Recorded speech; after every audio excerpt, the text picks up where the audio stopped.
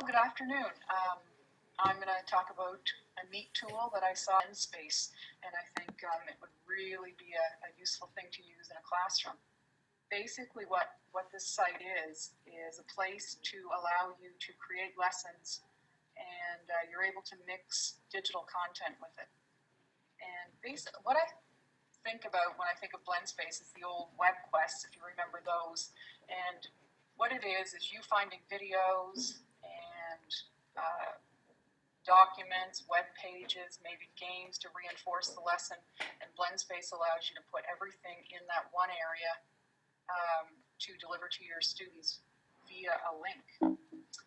So it's basically a curation tool. I'm going to just minimize my screen. This is what a lesson looks like in Blendspace. I created one on Sylvia Plath, an American poet, and I just wanted to see what I was able to link in to this lesson, and it's pretty powerful.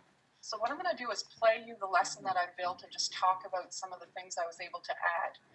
Then after that, what I'll do is just start a new Blendspace lesson just so you can see how to search and find the things to add into the lesson. So basically, you just click your play button, and when you click the play button, what it does is takes you into that first bubble. So I just hauled a picture from Flickr and put it in there so students could see what Sylvia Plath looked like. Over here, in this area right here, I'm able to put comments about the picture, and students are able to add comments about, whatever it is I ask them to add it on, or even thoughts on their own. As well, they're able to rate the slide that's up. So can we go over this in class? So if there's something on the slide that the students don't understand, they can actually just, put a comment in there or rate it. So basically, this is the number one. My number two slide is my to-do list. So what I did here was I just actually wrote up a Microsoft Word document, and I was able to embed that into my lesson. So I put a quote in there, and for this, I just really outlined what I wanted the students to do. In my third area, I just took the poem, copied it, and pasted it into Word, and again, uploaded that file. Now, what I like about this is that the students could actually download the file or save it onto their desktop. They can print it. So that's really nice too, because in this lesson, what I wanted them to do was actually download the poem or print the poem so they would have a copy and read along with it, because in the next slide that I have, I was actually able to find Sylvia Plath reading the poem Tulips. So this was on SoundCloud, and what's neat is that I was able to take the SoundCloud widget and drop it into Blendspace, and then it gives interactive content. So I'll just play you a little bit. The poem I'm going to read tonight is called Tulips, and it was occasioned quite simply by receiving a bouquet of red, spectacular tulips for convalescing in hospital. The tulips are too excitable. It is winter. So I love that students can actually work along through this lesson at their own pace. That's what's neat about it. Look how white everything is. Another thing I was able to add into the lesson is a magnetic poetry kit. It's actually just a game. So what I got the students to do here was actually I put instructions on. I didn't in this one, but you could. But what I wanted them to do was to actually compose a poem. Oh, I did it right up here, I guess. Magnetic poetry, write a poem about loss. So students are able to go in, they can find more words if they want to, and they can actually construct their own poem. What's neat as well about this is you can import video. So I was able to put a documentary about Sylvia Plath in here, and it's just hauling it right from YouTube.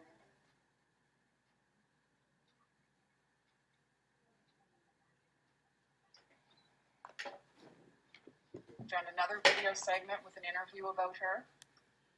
I won't play that right now. Just go ahead. And then you can also put assignments right in directly. You don't have to type them all up on Word. You can just write right on the Blendspace area. So I said, what other images could be used to represent the poem? If you were asked to make a digital story of the poem, what photographs would you use and why? And lastly, I was able to link to this site called S'more, and what it does is allows you to make a flyer. And what I wanted the students to do with that is to actually create a flyer advertising the poem Tulips, and I was able to write that in there as well in the instructions. Blendspace also allows you to embed quizzes, so I just put one there. I can import photographs, and I can also put resources in for students to be able to complete the activities. So this one was just how to read a poem if they need it. So in order to get out of Blendspace when you're finished, you just click the X. Here's where I built my lesson. You can move things around really, really easily. Maybe I want the poem, you can see here, Tulips, the poem, click on the link. Maybe I want that to be right there. Or I'm just going onto my desktop. Maybe I want to add a link to the outcome. And the outcome that we're covering, I can click on that and just drop it in right here. You can see enter a label. I can actually make it bigger. So if I wanted to add the outcome, I just screenshotted the outcome there. And then what I can do is just create a note about it.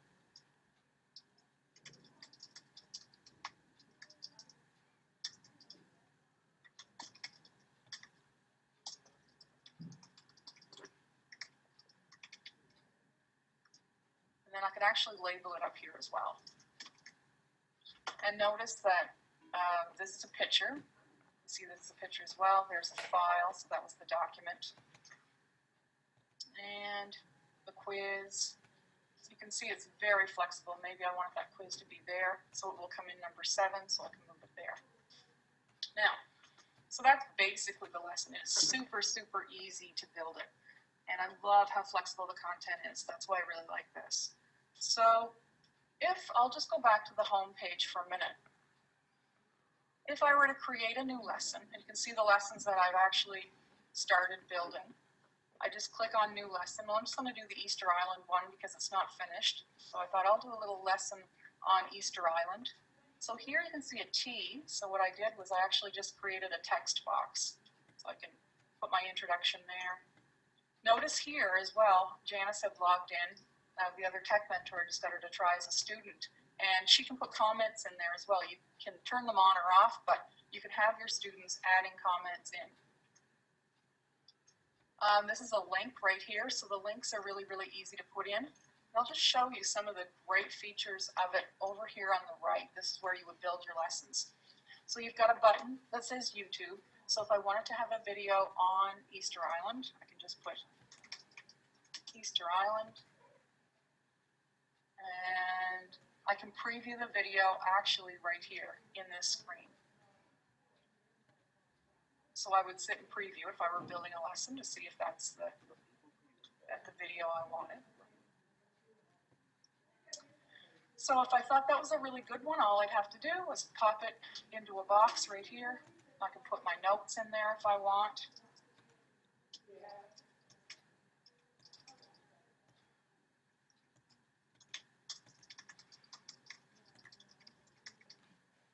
Done. I could change the order around later depending on, what I want to happen first and second and all of that. So that's how you embed a YouTube video. It is so easy. If I wanted to find an image from Google or search, just do a search in Google for, documents relating to Easter Island, I can just type in here. So I'm just doing a Google search. And then all of these sites come up that I could use. And I can, again, just preview them to see if there's something that I would want to use in my lesson. That one I would not want to use. So let's look at this one.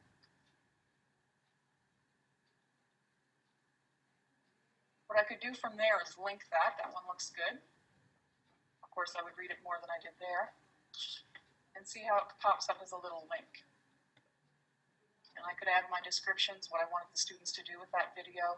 So basically what it is you're creating a lesson that students could work through on their own. It would be a great tool if you're interested in flipping the classroom, because you could do up a Blendspace lesson, give it to the students ahead of time, They could work on it at home if they had internet access at home, and then come in ready to talk about the topics that you actually made the lesson on.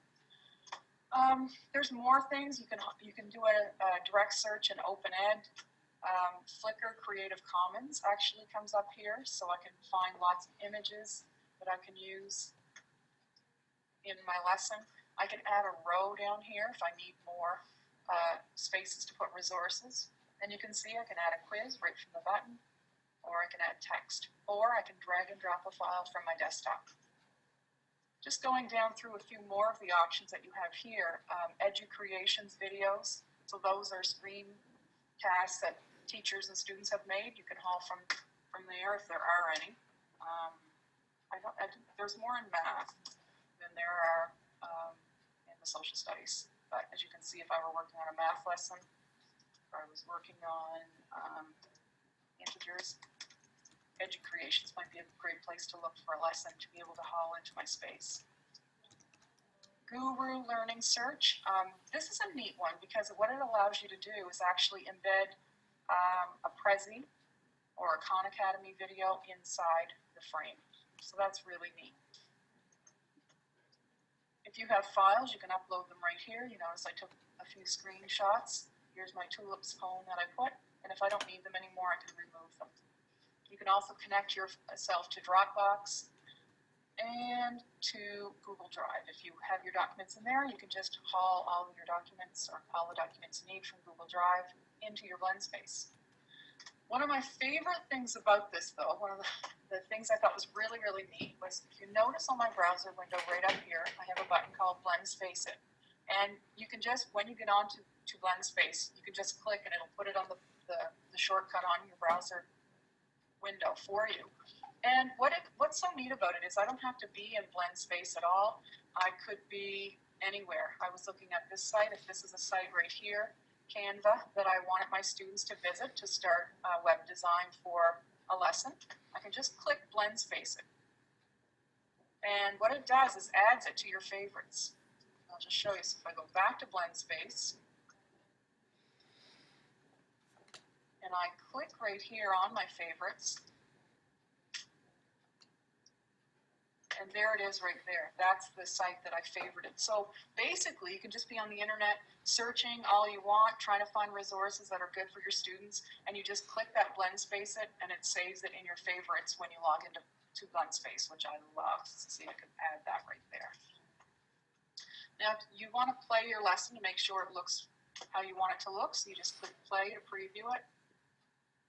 And go through, make sure that all your instructions that you want are there. What's neat about it as well is while the students are doing the lesson, you could actually have them commenting on the different slides that you have. So you could have like a back channel. And to get out of it, you just click the X. The last thing I want to show you, which I was just kind of exploring with, I thought was really, really neat. You can add students into this. You can make classes. So if I go to my home space, right here, here's my lessons. I can see how many views they get or how many times they've been looked at. But what I thought was really neat as well is I can go into a class right here, and I have a period 4 English right here, and I just have 2 students in it. I can add more if I want to. So there they are right there. Allow students to see all lessons. But what I thought was really, really neat about it was I could go into the lesson that I assigned. Oh, let's see if I can find where that is. Oh, right here. And under the more, I can actually track the lesson to see what students, how much time they spent on each slide. So right here I've had 37 views and 1 minute average time, so that's not very good. But views and time spent. And you can actually even click to see which students worked on those lessons. So if a student said, yes, I watched the video, you could actually come in here and see if they did watch the video, which is kind of neat.